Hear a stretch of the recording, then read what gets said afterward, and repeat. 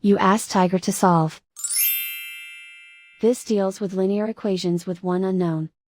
The final result is x equals 25/3. Let's solve it step by step. Group all x terms on the left side of the equation. Add x to both sides. Group like terms.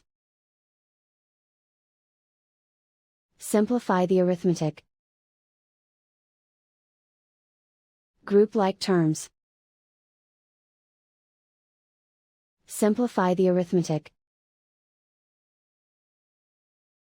Group all constants on the right side of the equation. Add 3 to both sides. Simplify the arithmetic.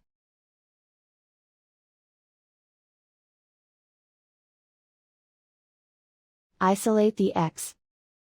Divide both sides by 6. Simplify the fraction.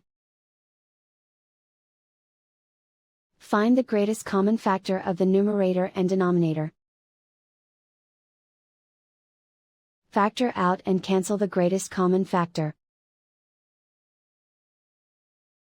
And so the final result is x equals 25/3.